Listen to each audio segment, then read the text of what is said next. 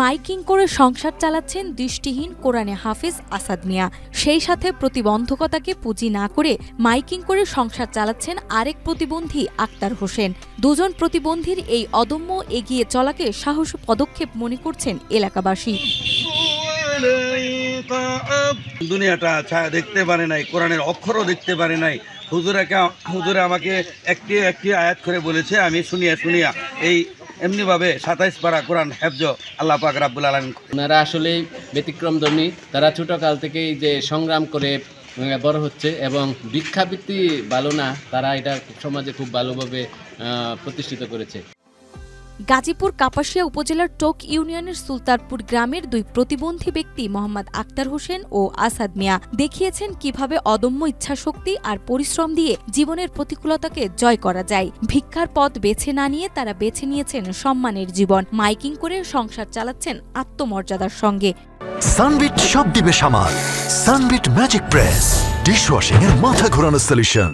আমি প্রতিবন্ধী মানুষ, বিভিন্ন অনুষ্ঠানের প্রচার করে আমার সংসার চালিত হয়।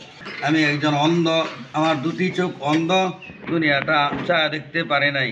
আমি বিভিন্ন অনুষ্ঠানে মানুষের যারা মৃত্যুবরণ করে তাদের মাইকিং করে এবং ওয়াজ মাহফিলের মাইকে করে এইভাবে আমাদের সংসার মোটামুটি চলে। আক্তার হোসেনের দুই পা অচল, কিন্তু সে বাধা তাকে থামাতে পারেনি। ব্যাটারি চালিত অটোরিকশায় বসেই তিনি এলাকায় মাইকিং এর কাজ করে যাচ্ছেন। অপরদিকে দৃষ্টিহীন কোরআনে হাফেজ আসাদ মিয়ার পাশে আছেন তার স্ত্রী, যিনি অটোরিকশা চালানোর দায়িত্ব নিজেই নিয়েছেন। একই সঙ্গে তারা সামাজিক ও ধর্মীয় অনুষ্ঠান, খেলাধুলা, ওয়াজ মাহফিল, জরুরি ঘোষণা এবং মৃত্যু সংবাদ সহ নানা ধরনের তথ্য প্রচার করে থাকেন। আমার দুনো পাও সমস্যা, দাঁড়াইয়া হাঁটতে পারি না। আমার হাঁটা চলাফেরা করতে হয় হাত দিয়ে আর হাঁটু দিয়ে। আমি তো আর দেখতে পারি নাই। আমার বাড়িগুলি গাড়ি এটা চালায় লয়ে যায়, ব্যাটারি চালিত গাড়ি।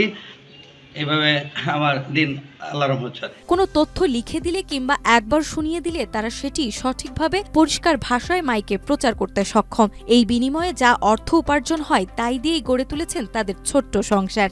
আক্তার হোসেনের 5 সন্তান ও আসাদ মিয়ার 3 সন্তান নিয়ে চলছে তাদের সংগ্রামী জীবন। বিভিন্ন অনুষ্ঠানের, মৃত্যু সংবাদের, ওয়াজ মাহফিলের বিভিন্ন প্রচার করি।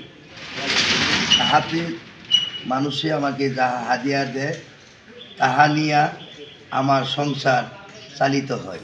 তাদের এই আত্মনির্ভরশীলতা ও অদম্য মানসিকতা এলাকার মানুষের কাছে অনুপ্রেরণার উৎস হয়ে উঠেছে। প্রতিবন্ধকতাকে শক্তিতে রূপান্তর করার এই উদাহরণ সমাজে সৃষ্টি করেছে এক উজ্জ্বল দৃষ্টান্ত।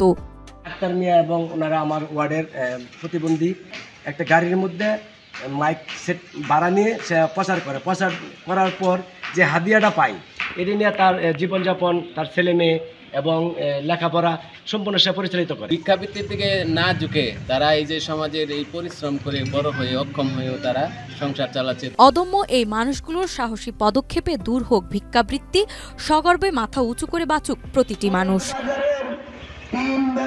নাজমা, মাই টিভি।